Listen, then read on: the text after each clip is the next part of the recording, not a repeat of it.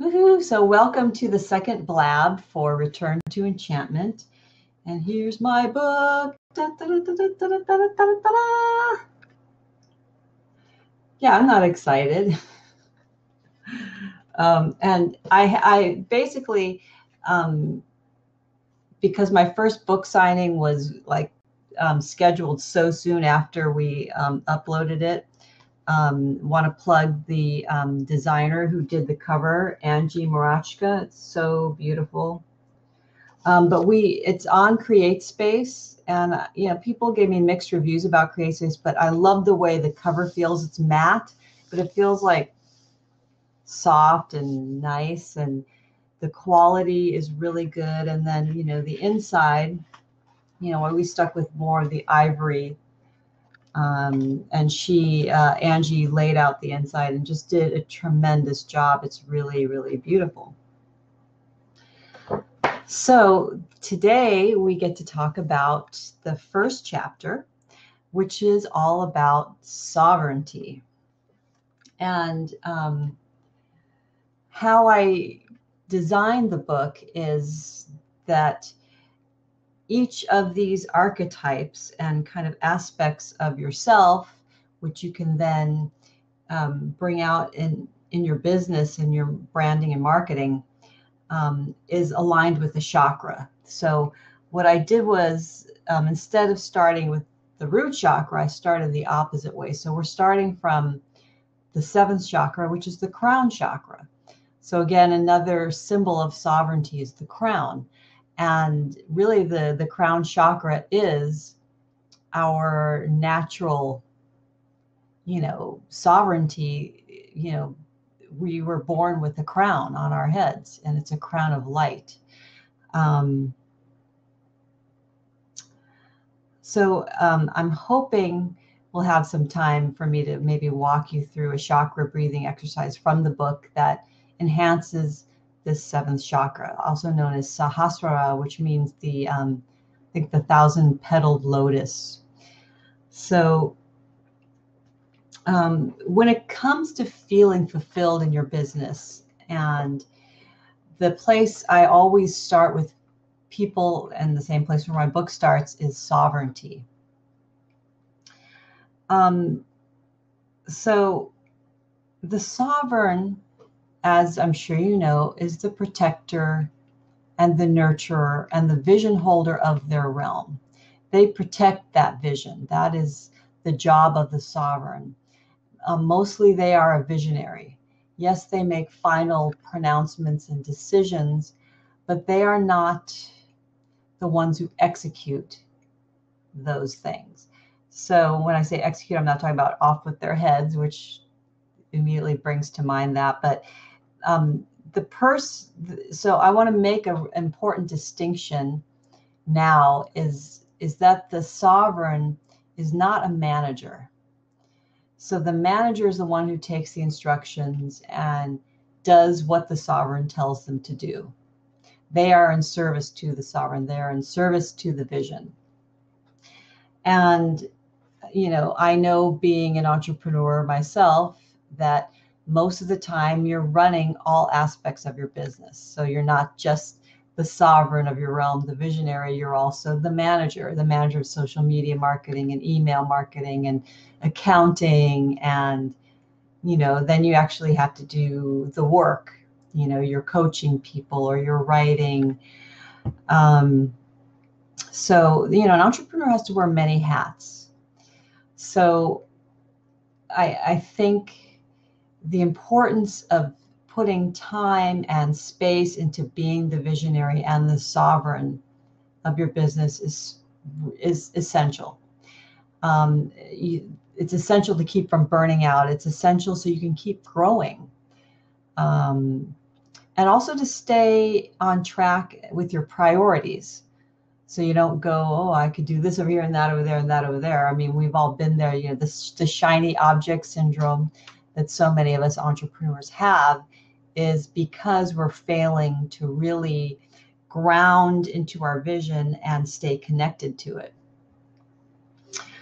So one of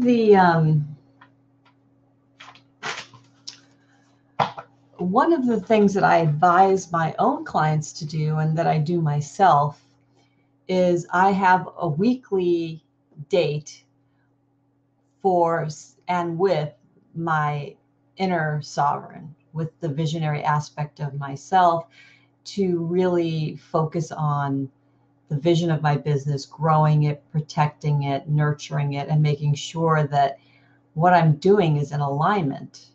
Because again, the sovereign is connected to the divine, and like we are connected to the divine through our crown chakras,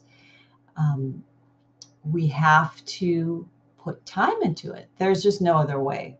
It's just not going to happen automatically.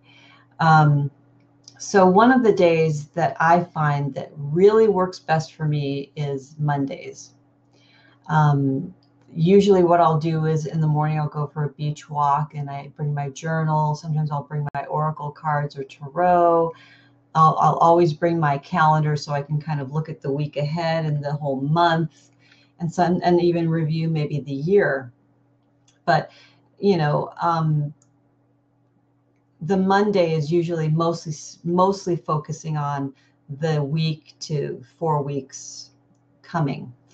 And, you know, the Monday is ruled by the moon, and it's really when you're, it's, you know, and the moon and rules your third eye. So Ajna chakra, which is the brow chakra in between your brows right here. The name in Sanskrit is Ajna, which means command. So you're taking your command from that intuitive place, as opposed to, you know, trying to muddle around with monkey brain and human thinking, which obviously we need, you know, we do need the rational and the logical, of course, but what I do is I reserve this one day per week to just be in communion with my sovereignty, to be in communion with my vision. And I usually get at least 4 hours every Monday. I would like to have more. Sometimes I do get more of a full day, or at least until I pick up my daughter from school. Because once that happens, you know, for those of you that are parents, it's like, okay, you're back on the wheel, and homework and lunch and dinner and da da da da. So if you can, reserve one day a week or a half day. I think Monday works great for me, but it may not be great for you, depending on, you know, if you're working a 9-to-5 job as well, or some other aspect of your business needs to be tended to on Mondays. I've had some people tell me that Sunday is the perfect day for them to do this, or Wednesday. That Wednesday or Thursday was the other day that seemed to be popular for people to just take. It's almost like a mini sabbatical. And I do talk about taking social media and media sabbaticals in this first chapter of the book. Again, the stepping away from the mundane, stepping away from the madness and the busyness of your life and your business, so you can connect on that subtle spiritual level with your vision. And it's so energizing, you know, it's really,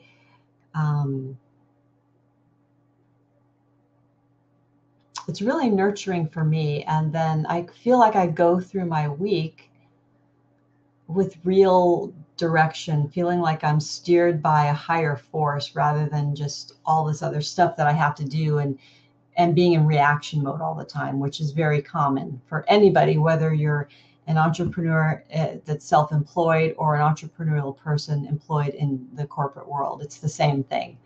You get, you know, how many emails per minute, you know? So, you know, going through and creating your own schedule of when you have your email open even will make a huge difference in your productivity, and also in your mind space. You don't feel so cluttered, right? So decluttering the brain, decluttering and simplifying systems in your business, again, really reinforces that and buttresses up that visionary aspect of yourself that really is running the show of your business. It's running it all. Rather than the other way around. You don't want, your boss to be running your business. You don't want your anxiety or fear about not being enough or doing enough. So, when you step back and give yourself some breathing space, you begin to see, wow, I took this on. I'm doing a blog post, 2 blog posts per week, but I'm feeling like I'm drowning. So maybe this isn't what I'm supposed to be doing. Or I'm feeling like I'm saying yes to all these other people and not saying yes to my own projects. I've done that one too. So some of the exercises in the book in this first chapter about kind of, again, coming back to yourself, coming back to your center and what it is, why you started your business, so you don't forget and go off track in 1,000,001 directions. So any questions? I thought I'd breathe and give you guys a breather before I continue. You can, if you're on Twitter through this Blab, I believe you can, through Blab, you can sign into your Twitter account, and then you can actually type in the chat and ask me questions.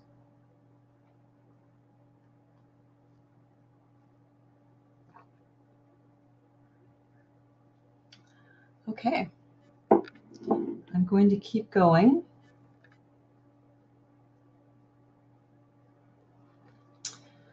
So I will blab on. Okay, let me see. Oh, here's a really wonderful quote by Joseph Campbell. I wanted to read this in the beginning, but I forgot, so I'm going to read it now. What I did for each chapter of the book is I, have like an epigraph. So I have, a little quote after the title for each one. You can kind of see what that looks like. So this is Joseph Campbell. There's nothing you can do that's more important than being fulfilled. You become a sign, you become a signal, transparent to transcendence. In this way, you will find, live, and become a realization of your own personal myth. So, yeah, I don't know if anybody can really say it better than Joseph Campbell. I think some people have quoted lines from my book, but yeah, it's like I could read, Joseph Campbell's books over and over and just find gems everywhere. Just want to make sure that I'm kind of covering what I want to cover here. Okay, so in this first chapter, I go over what I consider your mythic brand. And basically, my feeling is branding is all about your personal myth. It's all about how you are putting yourself out in the world. And it's also about what's maybe operating in the background. So when I say that, I mean that the stories we live by, the stories that maybe even become our religion or become our way of being, come through. And people are aware of it, maybe on an unconscious level, right? So that kind of brings us again into this archetypal realm in which, as you remember maybe from last time, the archetype is a blueprint. It's an empty vessel. So there's an archetype called mother, right? And so here it is in my invisible vase. And maybe there's the Virgin Mary there, there's Pachamama, there's Yemaya, there's, I don't know, the evil stepmother, the, you know, there's countless millions and millions of myths and stories around mother. Demeter, you know, the Greek mother. So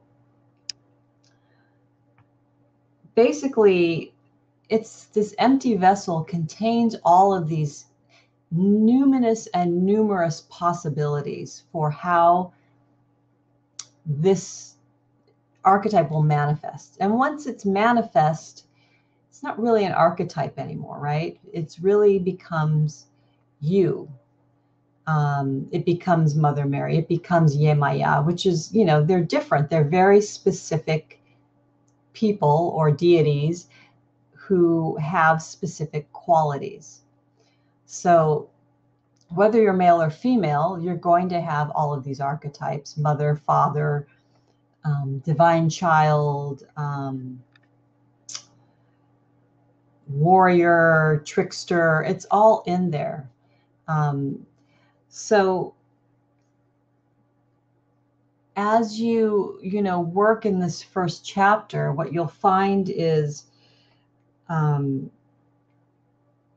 that sometimes there might be a story operating in the background that you weren't really aware of, but it's really important to your brand and who you are. So again, I'm not separating the two here. So for me, it was mermaid. That was a huge one. For someone else, it could be a Greek god or goddess in one of those Greek myths, like Persephone. I meet a lot of Persephones out there. So, and Aphrodites, Zeus. I've even had some people talk to me about how really the President of the United States, that archetype is Zeus, because it's the top of the hierarchy. He's not only the father of the gods, he's called the chief god, right, in Greek mythology. So if someone doesn't activate that Zeus archetype for us, we're going to have a hard time voting for them. This is a theory that someone else had, and I thought it's fascinating. And there are moments where I didn't agree with it, but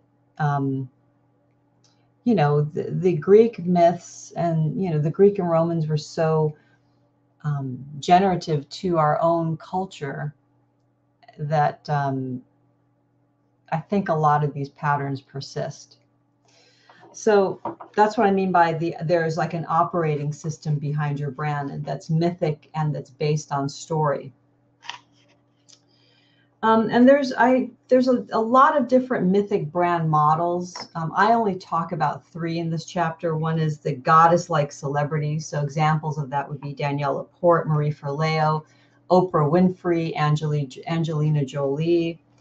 So it's about personal mojo, expert status, authority. Who you are stands at the forefront of your brand.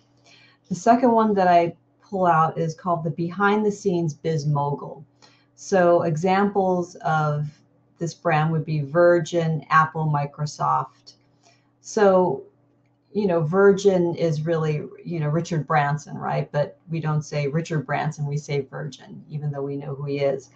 And he actually, even though he's a behind the scenes biz mogul, like a Donald Trump, they do have godlike celebrity also. So there's, you know, it's not always so black and white. There's different varying variations. So the behind the scenes biz mogul, your business stands on its own and is not specifically focused on your personality. It can operate without you, yet it reflects your personal values. And then the third one I talk about is weaving the web systems wizard. So this would be like Total Product Blueprint, which is, I think that's Eben Pagan, you know, like the seed launch stuff, like all the launch stuff that Jeff Walker does. That's kind of like weaving the systems kind of a thing. And Paid to Exist, which is Jonathan Mead. So the core message and offering is made into its own proprietary system or suite of products and services. So that was the third one. And like I said, your business could really have aspects of all three. But I think it's good to really map out based on your main, the main model that you feel called to follow. So for me, I would say my Mythic brand model is more like the celebrity, personal mojo kind of thing, which doesn't mean I couldn't start a business and have that be the front door of, Chris Oster, right? So in the book, I also talk about the queen archetype, which is, again, both feminine and masculine, and I go into the Inanna myth, which is, I think, really parallels the whole journey through the chakras, because, she starts by, she has to go to the underworld, and she starts by removing her crown. So again, there we are back at the crown chakra. The myth I wanted to tell you today is the Loathsome Lady. And I'm just going to read it straight out of the book. So this is definitely a myth where the theme is sovereignty.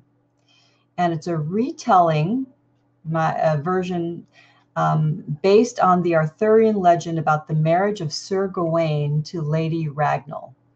And it's a pretty popular myth. You may have heard it. So it's so great. It's worth retelling again and again. Okay, so King Arthur is hunting in the forest when a man, Sir Gromer, steps out of the shadows and threatens to have Arthur's head unless he can come back in 1 year and 1 day with the correct answer to one question. Tell me what it is that women desire most above all else. On his travels, Arthur searches for the answer, and with only 1 month left, King Arthur meets a woman covered in jewels and gold, but she is also disfigured and ugly. She reveals her name, Lady Ragnall, and tells him that she is the only one who can help him find the answer to the riddle. However, in return for this information, Arthur must agree to give her everything or something that she wants. So, of course, his life's on the line. He agrees. Then grant me the knight Sir Gawain to wed. Either I marry him, or you must lose your head. She continues, now I will divulge what women desire above all else. Some men say we desire to be beautiful, or that we desire men's attention, or that we desire to be well wed. These men do not know the truth. What we desire above everything else is to have sovereignty, to rule our lives as we see fit, and not be beholden to another. Go forth, King Arthur, for your life is spared. Arthur returns to Camelot with the bride-to-be. At this point, Sir Gawain must take one for the team. Of course, Gawain, a noble knight, doesn't even hesitate. He vows to marry the hideous creature without even flinching.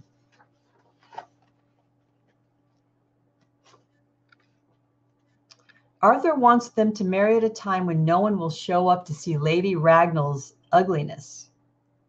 She refuses. They must be wed in open for all to see. So now we're going to jump to after the wedding. So she's in the boudoir, and she asks Gawain to kiss her. And when he turns around, he sees before him the most beautiful, elegant woman standing right in front of him. Lady Ragnall tells him that she was under a curse placed by Sir Gromer, her brother. She is ugly by day and her beautiful self at night. So her husband Gawain will have to choose. Does he want her beautiful by day and ugly at night, or monstrous by day and glorious at night? He turns to her and says, to have you beautiful at night and no more would grieve my heart. And if I desire to have you fair during the day, then I'm sure I could not bear the night. I put the choice in your own hands. Whatever you choose, to be beautiful by day or by night, as your husband, that choice will be my own. So poof, he broke the curse. Lady Ragnall remains beautiful day and night, and they live happily ever after. Because Sir Gawain was willing to allow his wife her sovereignty, beauty was restored.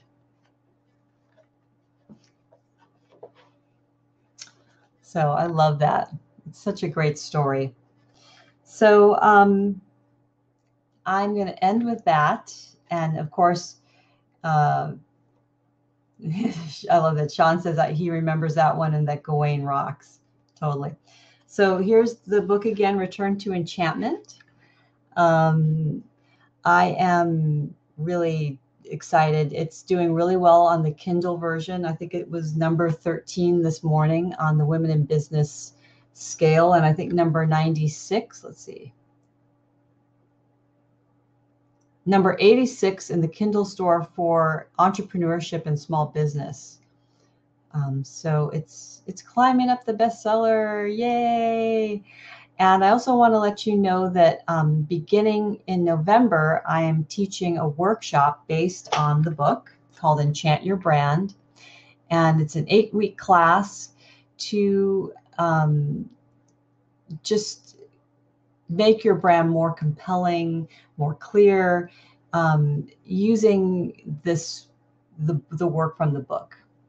So what I'm doing until October 23rd is if you buy the print version of the book, and I will put a link to Amazon here in the chat,